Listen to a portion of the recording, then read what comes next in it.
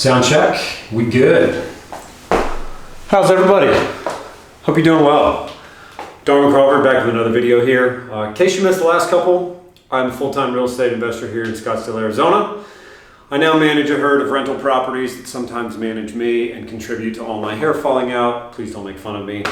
I have had a career working with large volume wholesalers, meaning people who buy and sell a lot of real estate and flip it, right? These are the guys you see on TV going, oh, buy my system and you flip properties with no money and blah, blah, blah, blah.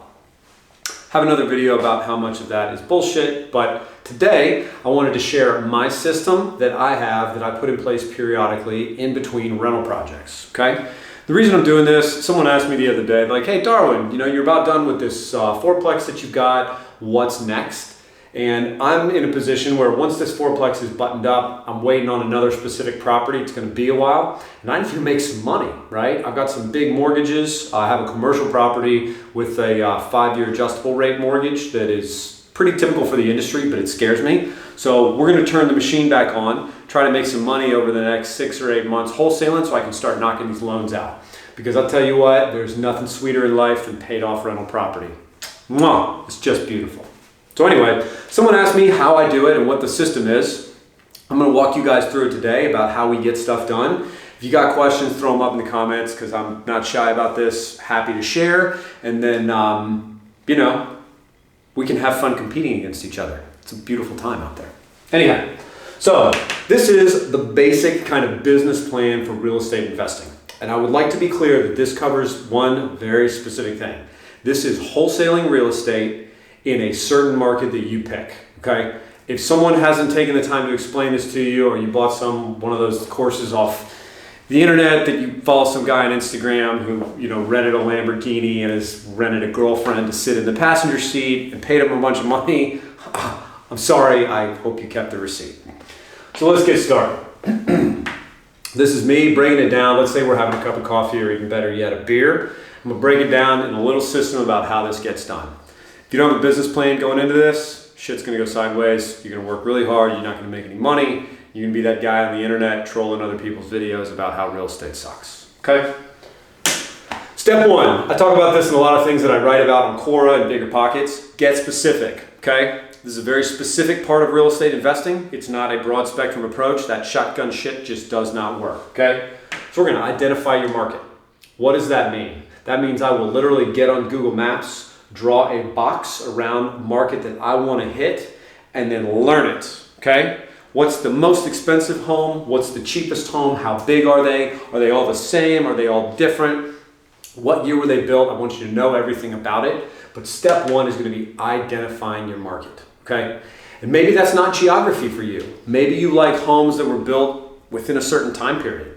Maybe you're one of these guys who love subject to deals. You're in that point in your career where you want to do a lot of subject to stuff, and you're looking for loans that were originated in a certain year because interest rates were low, okay?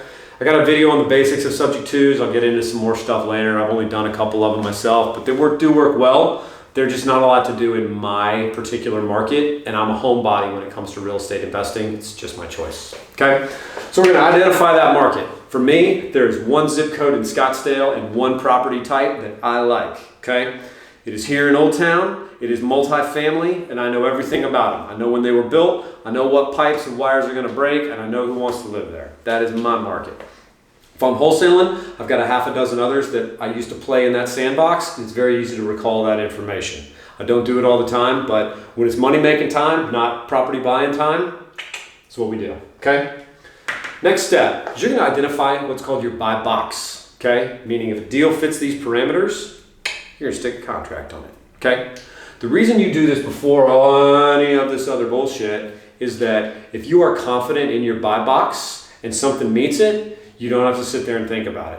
If it meets the buy box, yes sir, I'd love to meet you. We can sign a little bit of paperwork, love to buy your home. Sounds like a great deal. Thank you very much. You're not nervous, okay? This takes a while to get done. You need to talk to other investors. You need to talk to people who you're gonna be selling to, okay? But you really need to get very confident on your buy box. If your buy box has anything to do with Zillow, you're probably gonna fuck something up. I'm just gonna go ahead and say it. Zillow is actually a very powerful site. I love them. but it is specifically designed to be difficult to navigate the back end to get accurate data. Like I can make a price shift on Zillow like that because I know the back end switches. And if you're going to be in this business, you should definitely familiarize yourself because it's a great resource, but you have to know how to use it. Okay? So we're going to ID that buy box. Maybe it's a price point item. Maybe it's an age item, right? There's all these different types of reasons why you would have the buy box that you have. Maybe you grew up in the neighborhood. Maybe you speak another language. I happen to be lucky enough to speak Spanish. So wandering around places where people speak Spanish, great for me. I love it because I can talk to them. It helps out, okay? So you're going to identify your buy box. That's step one. You know your market, you know what you're going to buy. We're done with that. Moving on, you're going to market to the list, okay? So first step is you're going to get your list. A list is a list of your properties in that market in your buy box that might work for you, okay? You don't know if they're going to sell yet or not because you haven't talked to them, but that's the whole list of any property that just fits your parameters. Some of these are big, right? One company where I used to work here in Phoenix, Arizona, they marketed very heavily in Maricopa County. This is a large place, a lot of people growing. For all of the properties running around this place, there were about 560,000 properties that would have fit our buy box. That's over 500,000 properties that would have worked, okay? That's what we're talking about in terms of a list. You can obviously tighten those up. I know some people whose lists are very short, less than 500 properties. I know some people, obviously like those, who's over 500,000, right? A lot of gray area in between, but you're gonna get that list. Where do you get them, okay? There's a lot of places where you can do that. There's vendors. Don't make fun of me, my hair's falling out. So there's vendors, and then you can also get them from title companies. Okay? Vendors are typically going to charge you. This is someone like a CoreLogics or someone along those lines. Rebo Gateway is another one. But you're going to buy those lists from a vendor. It typically requires setting up an account. You're able to pull a certain amount of lists depending on how much you feel like paying them. Or if you're friendly with a title company, a lot of times escrow officers can get you the same list for free if you bring them the business of closing out the file, okay? This can be a great way to get going if you don't have a lot of money, is hey, I'll send you every deal I get, but I need some lists to market to. Most title companies are very, very okay with it, but you gotta make friends with them first, all right? So, that's step one in marketing, you're gonna get your list. Next, we're gonna scrub that shit, okay? If you don't know what that means, you're welcome to reach out to me. Data scrubbing is an entire science. What that means is you're going to scrub that list for the different parameters because data isn't perfect, okay? When you get into this, it's just not ever exactly how it seems on the spreadsheet, right? So scrubbing it in a nutshell is going to be putting a name and a phone number to each line on your list. That's all it is.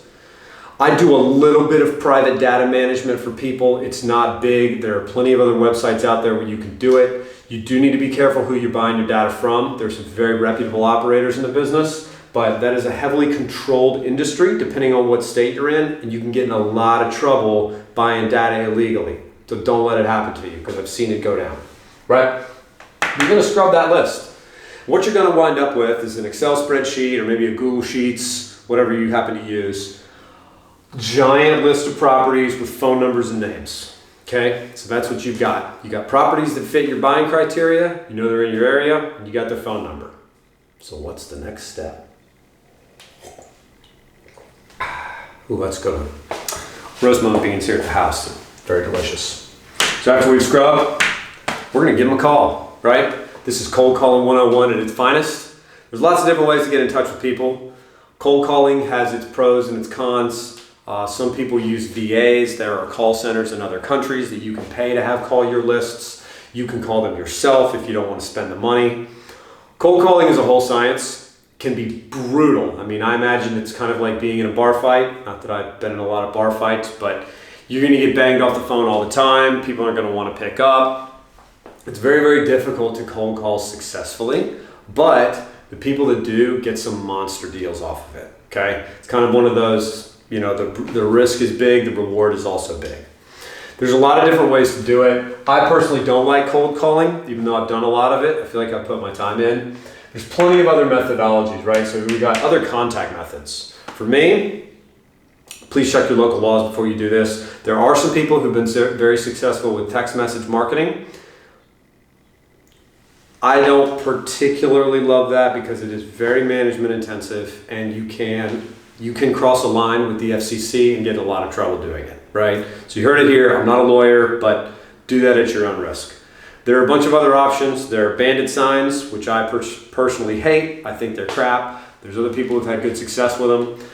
You can do voicemail drops. You can mail people letters. There's a large outfit here in town that does very, very well off of direct mail. They spend a lot of money, but they make it right back.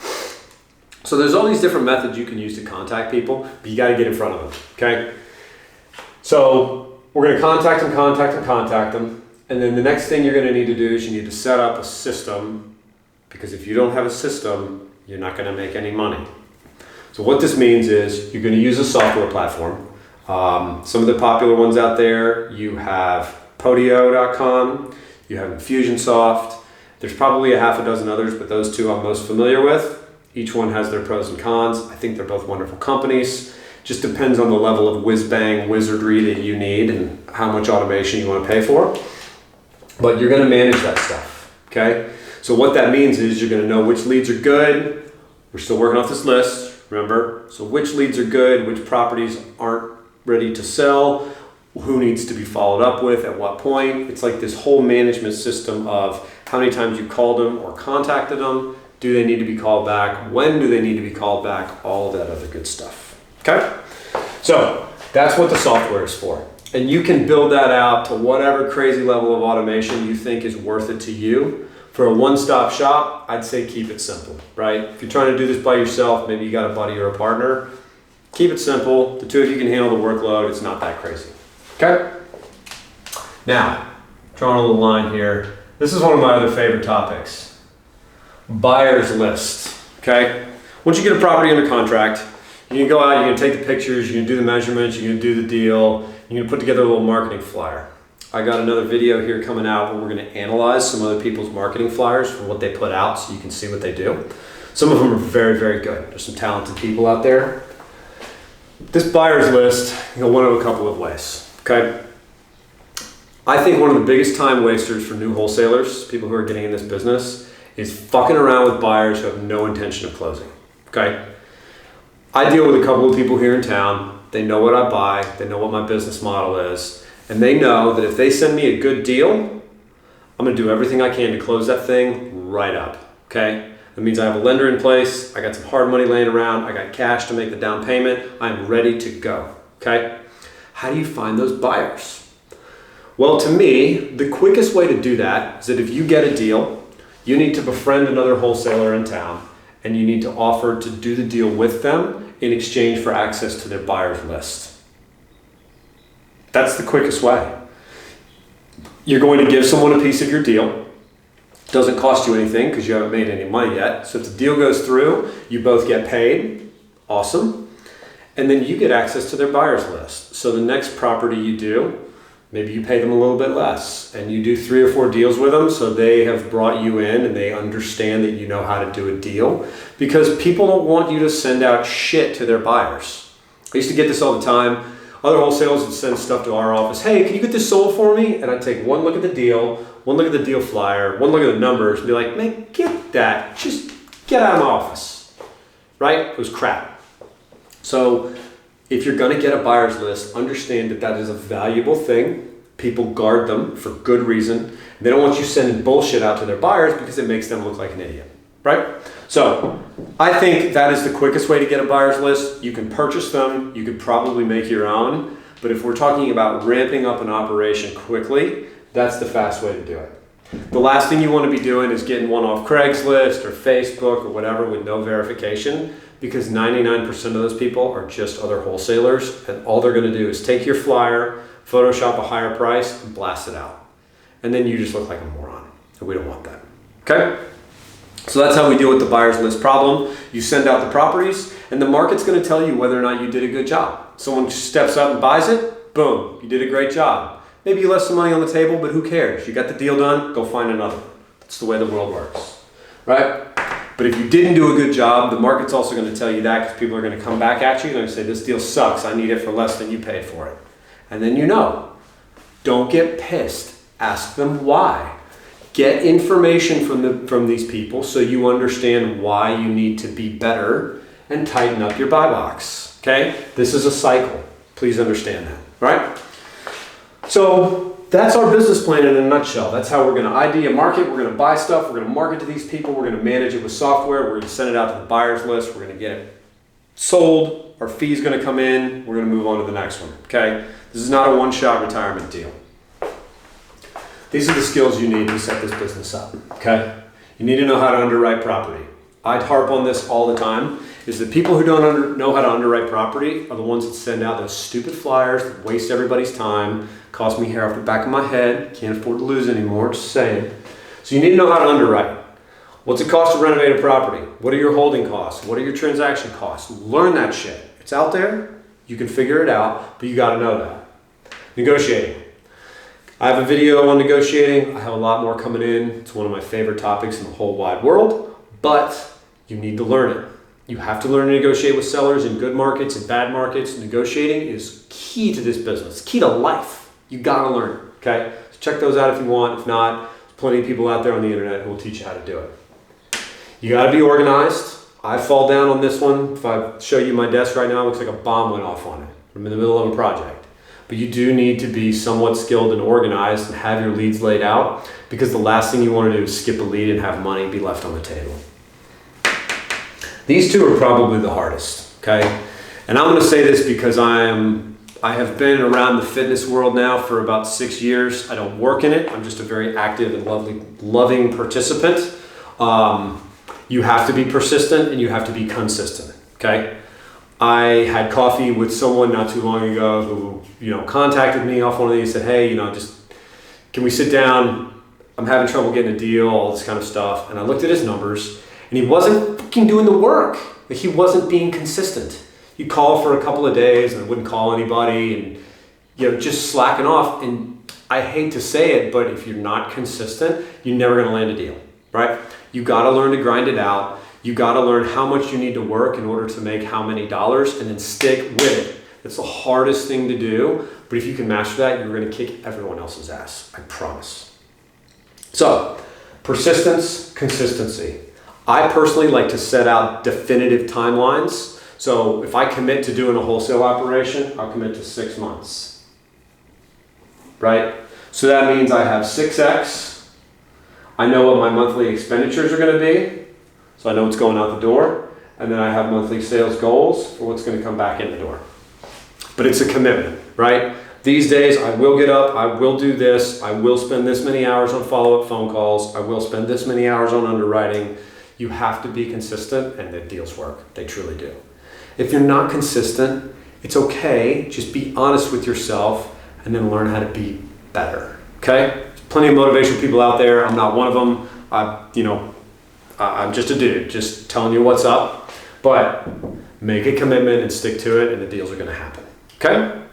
So I hope this was helpful. Again, this is just my business model in a nutshell. There's a lot of detail that goes into this stuff and a lot of work. I want to be clear about that. I don't just sit around in my underwear, but this gets spooled up. We can make a good bit of money, get these loans knocked out, and then a couple more cycles of wholesaling to get money and paying down properties that I've already owned, and we're going to hit that magic number, and I'll see you somewhere else. So, again, in the meantime, thank you for watching. Subscribe if you would. I'd appreciate it. I like making these videos, and I hope it helps somebody else. In the meantime, go get some work done. We'll see you on the next one. Good luck. See ya.